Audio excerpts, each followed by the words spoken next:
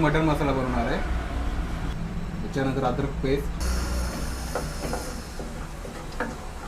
तिखट, ओके, लाल तिखट ऍड होणार. थोडासा घरचा मसाला आहे हा काळा,